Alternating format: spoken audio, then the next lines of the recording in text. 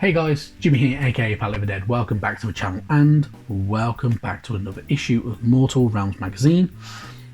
As always, before we jump into it, if you like these videos, please hit that like button, subscribe to the channel and drop a comment down below.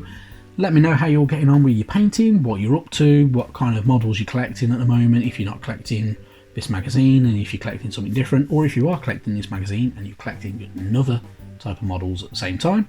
Let me know what you're getting on with, and it's always nice to hear back from everybody as well. Cool, so this week it's issue 20 and we've got two new Stormcast models. Pretty cool guys as well. We've got the Lord Arcanum on Griff Charger, and then we have an Evocator Prime on foot. Evocators, we've already technically had one with Xandria Azurebolt. So we've already had that one for quite a while now, but which was an exclusive to the magazine. This one though, this pack set would normally come with the Soul Wars box, so you don't normally get these standard, which is why there isn't letter E on that sprue, because it is the E sprue from that set. But two new models, highly detailed, a lot you can get on with these, especially with that Griff Charger. A lot of cool stuff you can do with that. If you want to do some blending and some bits and pieces with it, it'll keep you going for a little while. Take a little bit longer to paint, but really good when you can get some really good outcomes with it. If you want to paint it faster though, use the contrast paints if you've got them, because you can get some really good looks without having to plough too much detail into it and spending too long. Now onto the magazine itself. So this week's issue, of course, mainly about Stormcast Eternals. So the Lord Arcanum. Lord Arcanums are the leaders of Sacrosanct Chambers, the mightiest wizard in the storm hosts of Azir. They are capable of calling down the raw power of the heavens themselves.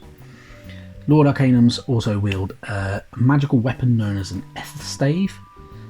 These weapons are wrought from Sigmarite and enchanted with celestial magic. When the head of an Ether Stave strikes a foe, it explodes with concussive force. So, gives a really good whack when it's used correctly by a wielder, which is really cool. And those given the rank of Lord Arcanum by Sigmar earned it by wielding magical energies in the name of freedom. They are the leaders of the Sacrosanct Chambers, equivalent in rank to the Lord Celestants of the Storm Host's other chambers.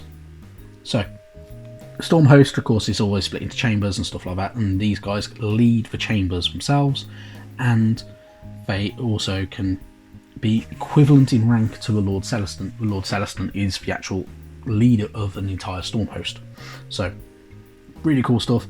These are really good guys as well, and they have these awesome magical beasts, which may detail a bit more onto the next page. So, your magical steeds.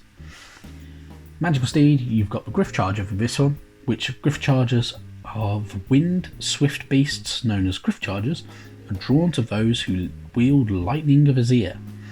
The Lord Arcanums that favour Griff beasts are typically experts in magic to heal the wounded and restore the souls of slain warriors to their bodies. So these are kind of your healer units and everything like that, so they are really cool. Taurolons, which is your middle beast here. Some Lord Arcanums travel the space between the realms. There they may be fortunate enough to bond with a winged Taurolon. The Taurolon headbutts meteors for sport. A Lord Arcanum that can return of the celestial rock proves themselves a worthy rider. So these guys are a little bit more picky who they want to be sat atop of them. So you have to be, for a Lord Arcanum, they have to return the meteor that they've headbutted away, and then the Taurolon will be like, yeah, okay, we'll bond over that. So a little bit more kind of finicky. And then you've got the Celestial Dracoline. Lord Arcanums whose bond with Celestial Dracolines are aggressive. This is just as well, for the ferocious Dracoline respects strength of will. The Lord Arcanum who rides such a beast uses their magic to bolster allied Dracolines. So these guys are a bit more ferocious and they have a bit more of an aggression behind what they do. So they're more kind of raw beast. Really cool though, but they look really nice. I know that we get 1 or 2 of these. I think we get 2 of the Celestial Dracolines. I can't remember if we get a Tauroline Dracoline. Hopefully we do, because it'd be nice to have one of those, because I've not got one of either of those for my collection, and we've already got that one now, so it's not bad. So, on to the foot-mounted warrior, which is the Evocator, which we've already had the Evocator, as I say, with Xandria Azurebolt. So, very similar. So, the Evocators wield several types of weapons. The largest of these is the Grand Stave. These are magically enchanted 2-handed weapons that glow with power. The length of the weapon glow allows any warrior wielding a Grand Stave to strike foes in a wide arc. The lightning summoned by a retinue of Evocators flows through their Grand Staves before arcing out to strike the warrior's foes, engulfing them. So, they can channel the power through the Grand Stave, fire it forward if needed, or they can actually strike somebody with it if they would need to as well, which is pretty cool. The one that we get actually has a Tempest Blade and Storm Stave, so most Evocators fight with Storm Staves and Tempest Blades. These weapons are all heavens blessed, able to conduct deadly lightning of Azir as it arcs through the retinue of warriors, dancing from weapon to weapon before leaping away to strike at their enemies. With these weapons in hand, a band of Evocators can cut and scorch their way through swathes of foes with ease. So, these guys, of course, they can use Lightning Strike, and then they also have a Tempest Blade, which is really strong and can literally slice their way through as well. So, they have different kind of powers as well with these guys as well. So they can use Lightning Strikes, a Celestial Shield, so they can use their Storm Stave to kind of block, essentially, and block missiles and arrows and everything like that. And they can combine powers to cast bigger spells and everything like that as well, so they can empower their allies if need be. With the Evocator Primes, with the Evocators, aggressive Evocators can often ride Celestial Dracolines, the huge creatures that dwell in the high peaks of Azir. So these guys are really cool. So the Dracolines, they also creatures that like to sharpen their claws upon the realm stone of the heavens, known as the Celestium. In doing so, they charge themselves with the power of the storm, their bodies carrying a build-up of magic that can be released in a scorching blast whenever they pounce upon their prey. Together, Stormcast Eternal and Celestial Dracolines are deadly combinations.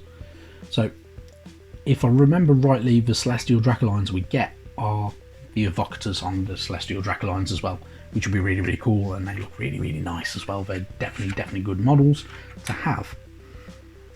And then it goes straight onto the how to build guide. So you got your how to build. So building both of them is fairly easy. A little bit fiddly with the head, so you need to glue the plume back into the back of the head and then put the head into the model itself, and away you go, before you close that front bit up and attach the other arm as well. And then with the Griff Charger, so another few pieces. The little toe piece is probably the finickiest bits, so you've got a couple of those to put in together, and away you go. Pretty much pretty easy to build, pretty good to build, and yeah, you shouldn't have a problem with it as long as you follow the instructions quite well. And then what it's saying is for your painting guide, so the usual type of stuff, to go through all of that, using your Untitled Flesh shade, of course, to wash over, gold to kind of get it looking nice if you wish to, or you can just do the dry brush over with Stormhost Silver if you want to, which is pretty much what they've done over Untitled Flesh shade. You don't have to do that if you don't want to, but it's entirely up to you.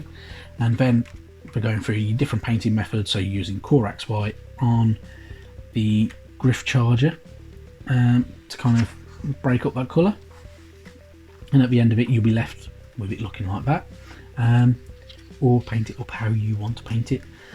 And then they also want to give you kind of the idea of how to paint up your Stormcast Eternals a little bit further. So, because if you're painting it by step, currently not very colourful, for just literally blue, gold, a little bit of silver, and a bit of white, and that's it.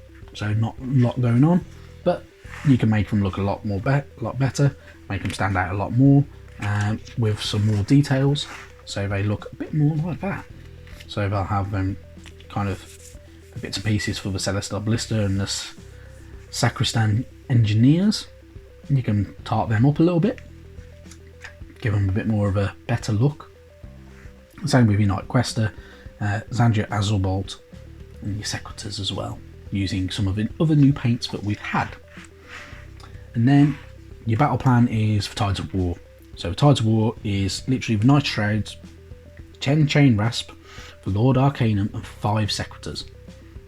On a large battle map, using some of the good old Sigmarite Mausoleum as well. So your Lord Arcanum on Griff Charger can move 12 inches, wounds has 7, 9 bravery, and a 3+ save. It's a hero, of course. Has Cycle of the Storm once per turn. When a friendly Stormcast Eternal model is slain within 18 inches of this model, instead of removing the slain model, you can heal 1 wound allocated to it. This model cannot use ability on itself. So you can't heal itself, but you can revive a slain model. So you can bring that back from the dead, as long as you can cast it, of course.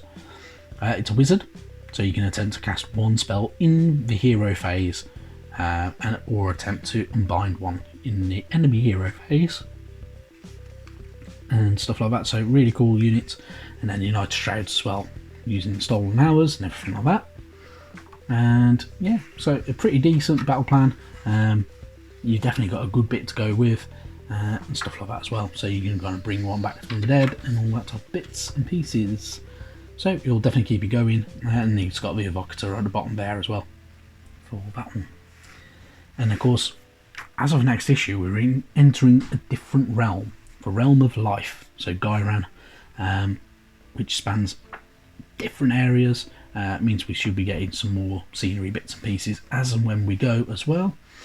But for issue 21, we get more Dreadscythe Harridans to paint up, which are exactly the same as the ones we got with a couple of issues back.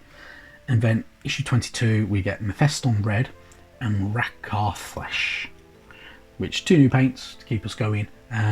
Pretty decent to have as well, so they'll definitely keep us going a little bit more.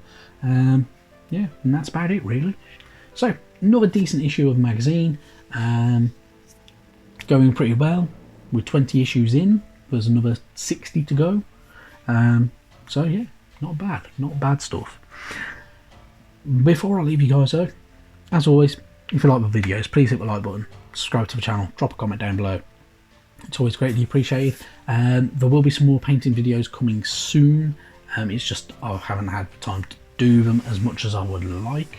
So they will be coming in the very near future, as well as a different painting video. It's still Warhammer, and it's still Age of Sigmar, and it's still Mortal Realms related. But I have painted some models in a slightly different way, and I'm going to do something slightly different with them, not on their normal bases. So keep an eye out for that. Other than that, there might be another video this week involving Mortal Realms magazine, which I'm considering doing. Who knows? If I've got time, I'll do it. Right, I've kept you all long enough. Thank you very, very much for watching. As always, though, I've been Jimmy, Palette of the Dead. Yeah, I'll catch you next time. Bye bye now.